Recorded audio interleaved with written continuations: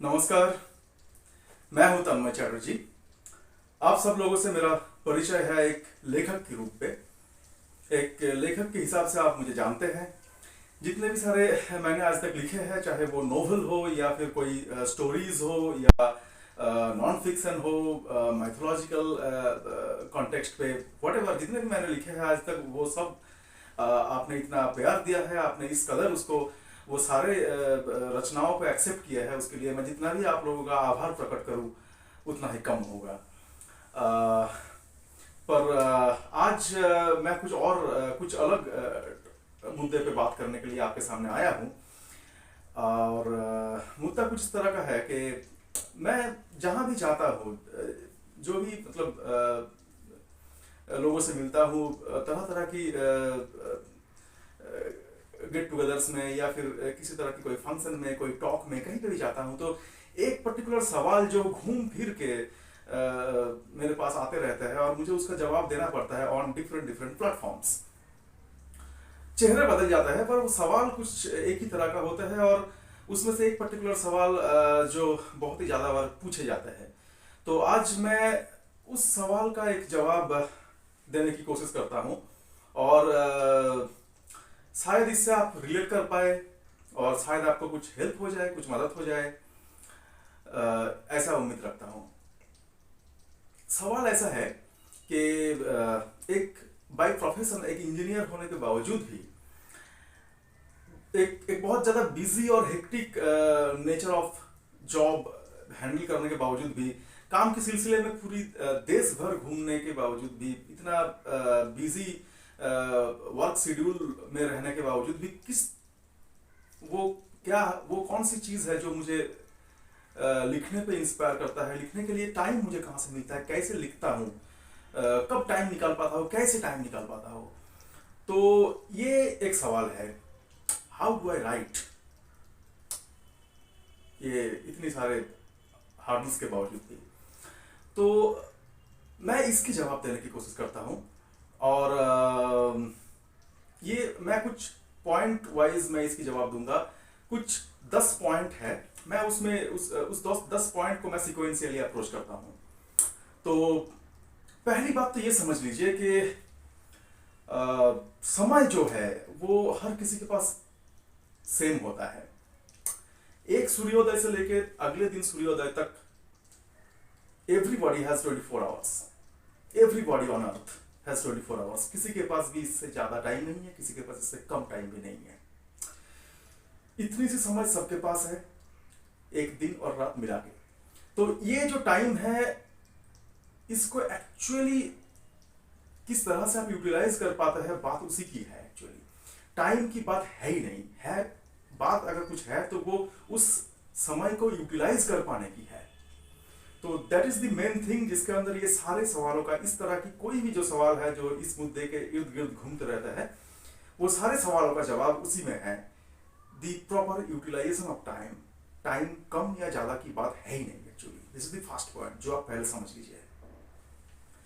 अभी इसके बाद अगर हम सेकंड पॉइंट में आते हैं, जो इसी फर्स्ट पॉइंट से जनरेट होती है, कि अगर यूटिलाइजेशन की बात है तो यूटिलाइज करे तो करे कैसे, किस तरह से इसको प्रॉपरली यूटिलाइज करे।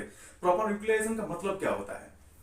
तो जो भी 24 घंटे है आपके पास, आप उसको पहले दो हिस्सों में डिवाइड कर लीजिए। एक तो 3/4 of 24 hours, and the second हिस्सा इज 1/4 ऑफ 24 आवर्स। 3/4 एंड 1/4, ये दोनों हिस्सों में आप इसको डिवाइड कर दीजिए। तो क्या बन गया? 18 आवर्स प्लस 6 आवर्स। 18 आवर्स को आप रख लीजिए आपकी काम के लिए, for your work, and 6 hours जो है उसको आप रख लीजिए आपकी नींद के लिए, फॉर स्लीप। और मैं किस तरह से 18 आवर्स और 6 आवर्स को हैंडल करता हूं? मैं काम के लिए रखता हूं सुबह 5 बजे से रात की 11 बजे तक, और सोने के लिए रखता हूं लगभग रात की 11 बजे से 5 बजे तक। 18 hours, 6 hours for work and for sleep. 24 hours को आपने पहले प्राइमरली, फंडामेंटली इस तरह से दो हिस्सों में डिवाइड किया। ओके, देन हम आते हैं थर्ड पॉइंट पे। थर्ड पॉइंट ऐसा है कि ये जो 18 आवर्स जो है और ये 6 आवर्स जो है, इसको कैसे हम यूटिलाइज करें परफेक्टली। 18 आवर्स की जो टोटल टाइम स्लॉट है, इसको हम 15 मिनट की छोटे छोटे स्लॉट्स में डिवाइड कर देते हैं। तो टोटल 18 आवर्स का जो टाइम स्लॉट है ये टोटल 72 छोटे छोटे स्लॉट्स में डिवाइड हो गए, ईच स्लॉट 15 मिनट्स की। और ये छोटे छोटे 72 स्लॉट्स में आप अपना काम असाइन कर दीजिए, जो ये पर्टिकुलर स्लॉट में, इस टाइम स्लॉट में हर दिन आप ये काम करेंगे। तो इस तरह से आप पूरे 18 घंटे की जो टाइम स्लॉट है जो आपने अपनी वर्क के लिए रखा है, उसको 72 छोटे छोटे स्लॉट्स में डिवाइड करके उसमें आप काम असाइन कर दीजिए। हो गया। ये आप बैठ के बड़े इत्मीनान से कीजिए, इसको टाइम लेके कीजिए, आराम से कीजिए, ठंडे दिमाग से कीजिए, क्योंकि ये आप एक बार कर लेते हैं और अच्छी तरह से इसको परफेक्टली कर लेते हैं तो ये आपकी जिंदगी बदल देगी। और एक चाहे एक बड़ा सा चार्ट पेपर में कीजिए या फिर एक्सेल शीट में कीजिए या फिर कोई भी आपका कुछ भी कोई भी टूल हो, आपकी कोई व्हाइट बोर्ड हो, कहीं भी, और इसको आप अपने सामने रख दीजिए, आपकी जो भी आपका वर्किंग डेस्क है उसके सामने, कहीं भी आपके जहां पे आपको ये दिखे हर दिन, ऐसे रख दीजिए उसको। और जो 6 आवर्स की जो स्लीप टाइम है ना आपका, जो रात की 11 बजे से अगले दिन 5 बजे, सुबह 5 बजे तक की है, उसको प्रॉपर्ली यूटिलाइज कैसे करेंगे, कैसे ताकि अच्छा नींद आए। तो उसके लिए आपको क्या करना पड़ेगा, आप अपनी मोबाइल में कुछ ऐसा इंस्ट्रूमेंटल या फिर कुछ ऐसा पॉडकास्ट या कोई स्टोरी, ऑडियो स्टोरी या कुछ भी इस तरह का कुछ चीजें आप रखिए डाउनलोड करके पहले से, जो आपको अच्छा नींद लाने में आपको हेल्प करेगी, वो चलाइए। दिमाग ऑटोमेटिकली उस चीज से हैबिचुएट हो जाएगी और दिमाग उस म्यूजिक से एक स्टेट ऑफ इनर्सिया में एंटर कर जाएगी। और अगले दिन सुबह 5 बजे उसी स्टेट ऑफ इनर्सिया से बाहर आने के लिए आपको अलार्म लगाना पड़ेगा। सो एक मोबाइल में आप वो म्यूजिक भी लगाइए और अलार्म भी लगाइए, एक म्यूजिक आपको सुलाएगी और दूसरा म्यूजिक अगले दिन सुबह आपको जगाएगी। तो इस तरह से आप 6 घंटे की जो नींद जो आपका है वो प्रॉपरली आपको आएगी, तो उससे आपका नींद अच्छी आएगी तो काम भी अच्छा बनेगा आपका। तो इस तरह से पहले तो 24 घंटे की जो साइकोलॉजी है उसको समझ लीजिए, जो कि सबके पास सेम होता है। दूसरी पॉइंट है कि उसको आपने 18 आवर्स और 6 आवर्स में डिवाइड किया काम के लिए और सोने के लिए, that's it. Third point, 18 hours को भी आपने 72 छोटे छोटे स्लॉट्स में डिवाइड करके उसमें पर्टिकुलर काम असाइन कर दिए जो आपको हर दिन करना है।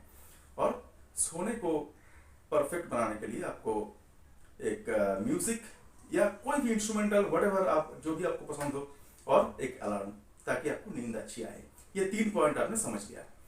चौथा पॉइंट ये है कि ये जो शेड्यूल आप बना रहे हैं, इत्मीनान से अच्छे से इसको जो बना रहे हैं आप, इसको ब्रेक नहीं करना है।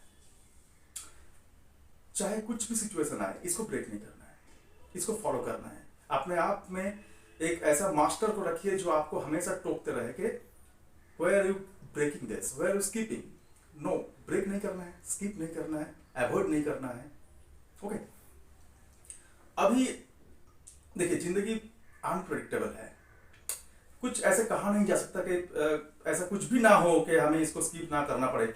बहुत तरह की सिचुएशन आता है जो अनसर्टेनिटी होती है बहुत तरह की जिंदगी में, तो इसको स्किप करना पड़ सकता है। पर वो भी अगर आप करें तो कॉन्शियसली करें। कॉन्शियसली कैसे स्किप करें, कॉन्शियसली अपने शेड्यूल को कैसे ब्रेक करें। एक छोटा सा नोटबुक रखिए, चाहे वो पेन एंड पेपर वाली हो या फिर डिजिटल वाली हो, और जब भी आप कोई एक पर्टिकुलर दिन में एक पर्टिकुलर स्लॉट को आप स्किप कर रहे हैं, उस स्लॉट में जो भी आपका काम असाइन है उसको आप स्किप कर रहे हैं, ब्रेक कर रहे हैं, उसको अवॉइड कर रहे हैं, तो आप लिखिए उसमें कि date this, time this to this, time slot this to this, reason this. ये रीजन से हम इस डेट में ये जो टाइम स्लॉट है इसमें असाइन किया हुआ काम को मैं स्किप कर रहा हूं बिकॉज ऑफ दिस रीजन। वो भी अपनी होशो हवास में, अपनी फुल हम अवेयर होके इसको, अब ऐसा नहीं कि हम वही इसको चलो छोड़ो ठीक है एक दिन नहीं करता, ऐसा नहीं है। फुल कॉन्शियस होके हम उस टास्क को स्किप कर रहे हैं, जानबूझ के कर रहे हैं। तो कॉन्शियसली कीजिए। अगर आपको स्किप करना है तो कॉन्शियसली कीजिए, उसको लिख के रखिए, नोट करते रहिए। तो आप देखेंगे अगर आप ये करेंगे ना तो आप स्किप कम करेंगे। और आप देख सकते हैं बाद में पलट के कि पहले मैं 4-5 स्लॉट को दिन भर में स्किप करता था और फिर वो थोड़ा कम हो गया, तो आपको अच्छा लगेगा। तो शेड्यूल को ब्रेक मत कीजिए, आप नहीं बनाया हुआ नियम को तोड़िए मत। और अगर तोड़ना ही है किसी कारण से तो कॉन्शियसली तोड़िए, लिख के रखिए। उसके बाद आता है, ये हो गया चौथा पॉइंट। पांचवा पॉइंट ये आता है कि 3 छोटे छोटे चीजों का, बहुत अहम चीज है लेकिन छोटे है लेकिन बहुत अहम है, उसकी आदत डालिए। पहला उसमें आता है रीडिंग, देन आता है राइटिंग, देन आता है, वो मैं बाद में बताऊंगा। रीडिंग, हर दिन कुछ ना कुछ पढ़ने की आदत डालिए। सुबह उठ के पहले तो आप फ्रेश होते हैं, फिर पानी वानी पीते हैं, फिर उसके बाद थोड़ा सा फ्रेश एयर लेते हैं, फिर योगा या प्राणायाम कुछ करते हैं, फिर आप सनराइज देखते हैं। अगर नहीं देखते तो देखना चाहिए, देखिए कल से। तो ये सब करते हैं। उसके बाद आप रीडिंग कीजिए, कुछ भी आपका पसंदीदा कुछ भी टॉपिक, कोई भी किताब आप पढ़िए। हो सके तो पेपर बैक में पढ़िए, सबसे अच्छा तो वही है। मेरा वही हमेशा रिकमेंडेशन रहता है कि पेपर बैक में पढ़िए, कुछ पढ़िए जो भी आपका पसंदीदा कुछ भी टॉपिक हो जिसमें आप पढ़ना पसंद करते हैं, चाहे कोई क्लासिक हो, कोई नॉन फिक्शन हो, कोई सेल्फ हेल्प बुक हो, कुछ मैथोलॉजिकल हो, कुछ जो आपको पढ़ना पसंद है। सुबह 15 मिनट वाले 3 या 4 स्लॉट को कंबाइन कर दीजिए, 45 मिनट्स टू 1 आवर, ये रखिए रीडिंग टाइम। रीडिंग टाइम बहुत इंपॉर्टेंट है, हर दिन पढ़ना चाहिए कुछ ना कुछ। ऑटोमेटिकली कुछ सीखते जाएंगे, आपको पता भी नहीं चलेगा। तो ये हो गया रीडिंग। फिर आता है राइटिंग। राइटिंग में क्या करना है, आप उसी दिन का सुबह सुबह बैठ के कुछ टू डू लिस्ट बनाइए। दिन भर में मोटा मोटा हमें क्या करना है, टू डू लिस्ट बढ़ते जाता है, जैसे दिन आगे बढ़ता है तो टू डू लिस्ट भी बढ़ते जाता है, लेकिन एक मोटा मोटा टू डू लिस्ट बनाइए। और ये तो हो गया सुबह का। और पूरा दिन भर आप जेब में रखिए उस डायरी और पेन को, या फिर वो डिजिटल पैड को, जो भी आपका मोबाइल हो या कुछ भी हो जिसमें आप लिख रहे हैं। वो पेन पेपर हो सकता है, डायरी हो सकता है, कुछ आपका डिजिटल डिवाइस हो सकता है, उसको रखिए पॉकेट में। सुबह सुबह जो टू डू लिस्ट बनाया वो तो एक काम हो गया राइटिंग का। फिर पूरा दिन भर में कुछ भी आपका दिमाग में कुछ आइडिया आता है उसको लिख लीजिए, एक लाइन का छोटा सा लिख लीजिए, उसको जाने मत दीजिए। चला गया तो वो फिर कभी नहीं आएगा वापस, चला गया, जाने मत दीजिए। छोटा सा एक आइडिया आया उसको लिख डालिए। फिर कोई भी एक सिचुएशन से आप गुजरे, एक अचानक से आपके दिमाग में एक रियलाइजेशन आया, उस रियलाइजेशन को लिख लीजिए। तो आइडिया, रियलाइजेशन जो भी आते हैं इस तरह से, कुछ ऐसा इंफॉर्मेशन आपको मिला जो कभी आपका काम आ सकता है, लिख लीजिए। इस तरह से कुछ लिखते जाइए, ये लिखने का आदत डालिए।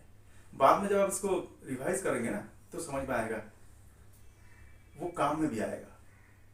एक बार वो चला गया, अचानक से स्पार्क की तरह हमारे दिमाग में आते हैं इस तरह की चीजें, रियलाइजेशन, आइडियाज, और चले भी जाते हैं। हम उसको अगर कैप्चर नहीं करते हैं तो चले जाते हैं। तो ये रीडिंग एंड राइटिंग का हो गया। तीसरी है आफ्टर लंच एक छोटा सा पावर नैप की आदत डालिए। वो बड़ा काम की चीज है, वो आधे घंटे का इनफ। आफ्टर लंच आप जहां भी काम करते हैं थोड़ा सा, कैसे भी अगर पॉसिबल हो तो एक छोटा सा पावर नैप लीजिए, वो आपको रिचार्ज कर देगी। आपको लगता है कि शायद वो आपको मौका नहीं मिलता है, ठीक है, अभी पावर नैप लेने के लिए अलग से कुछ मौका बनाने की मैं अर्ज नहीं कर रहा हूँ, बट एक पावर नैप अगर आप ले सकते हैं तो वो एक बड़ा अच्छा फ्यूल की काम करता है। आफ्टर लंच आधे घंटे का एक रिलैक्सेशन, एक छोटा सा नैप हो या रिलैक्सेशन हो, इनफ। तो ये हो गया मेरा 5वां पॉइंट। 6 पॉइंट ये है कि आप इनफ टाइम रखिए आपकी टाइम शेड्यूल, आपकी दिनचर्या में।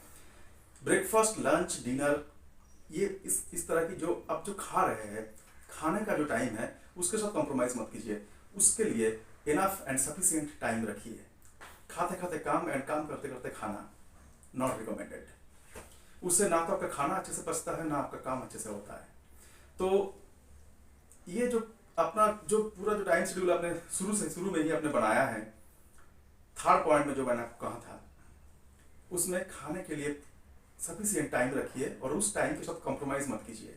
किसी और काम के साथ खाने को क्लब मत कर दीजिए। ये गया मेरा 6th पॉइंट। तो इसके बाद आता है 7th पॉइंट।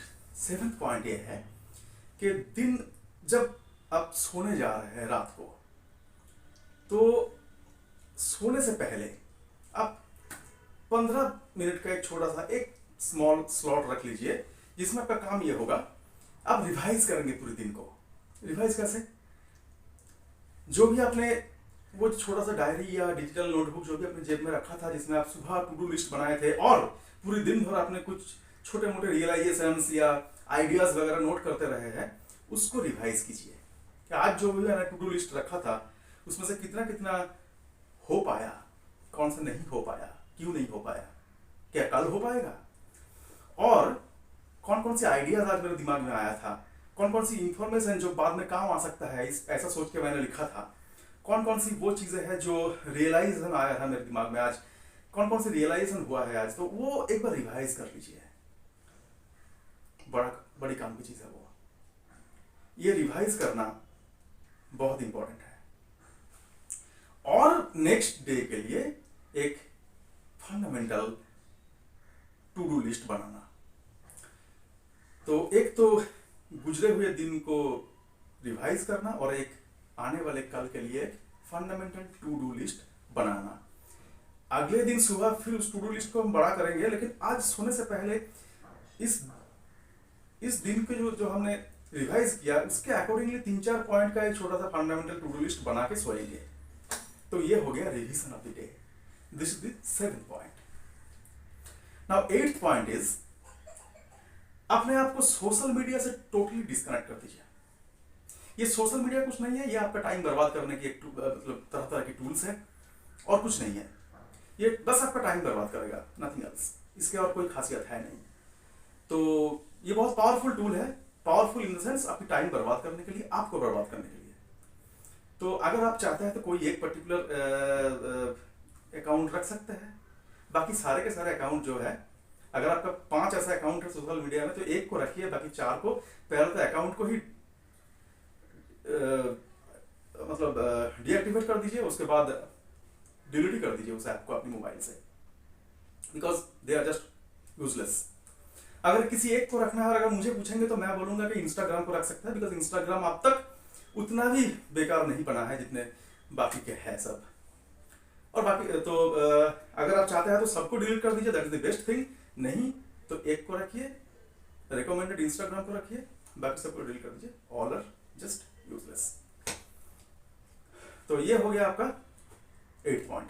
9th पॉइंट ऐसा है कि आप अपना जो भी आपने हासिल किया है जिंदगी में, जो भी आपका अचीवमेंट्स है, उसको आप शोकेस कीजिए। उसको ढूंढ ढूंढ के सोच के निकालिए और उसका एक कोलाज बना के अपनी दीवारों में, अपनी वर्किंग डेस्क के सामने, अपने सामने, अपने चारों तरफ उसको लगाइए, उसको शोकेस कीजिए।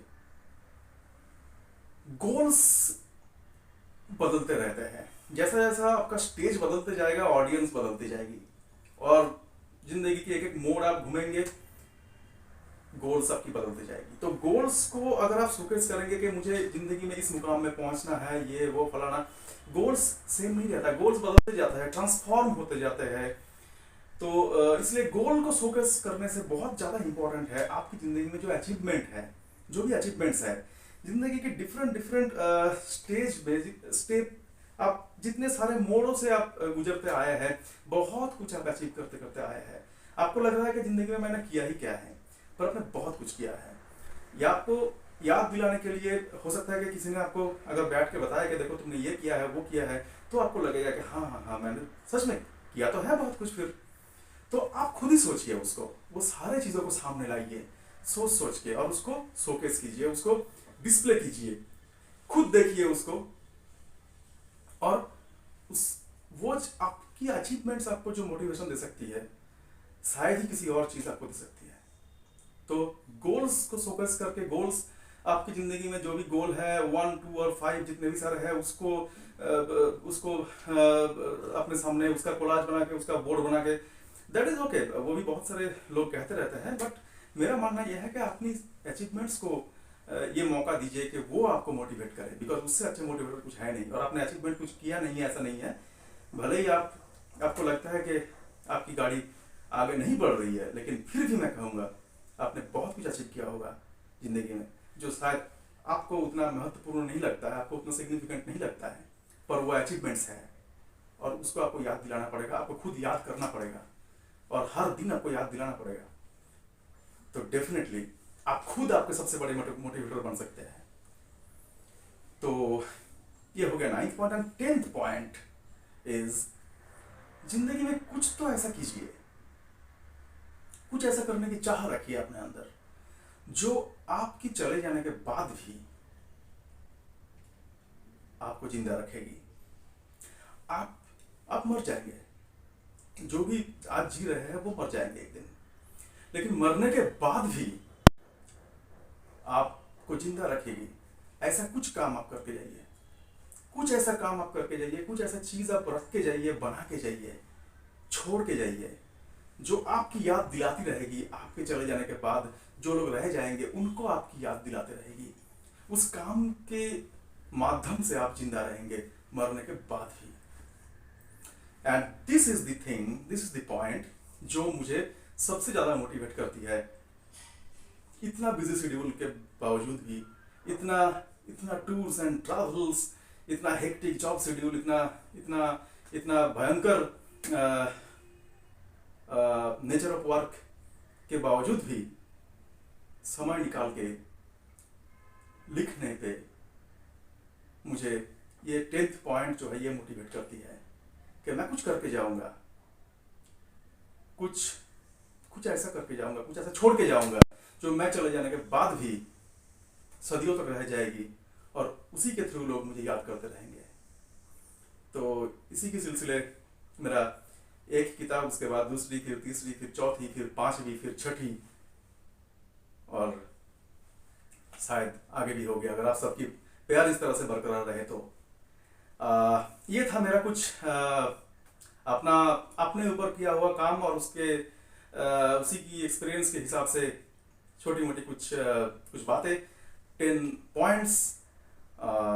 अगर इसमें से कोई एक भी पॉइंट आपको काम आ जाए और आपको यूजफुल लगे और आपकी दिनचर्या में, आपकी आने वाली जिंदगी में थोड़ा सा भी इससे कुछ मदद हो पाए, तो मैं अपने आप को बहुत सौभाग्यशाली समझूंगा। खुश रहिए, पढ़ते रहिए और प्यार बांटते रहिए। नमस्कार।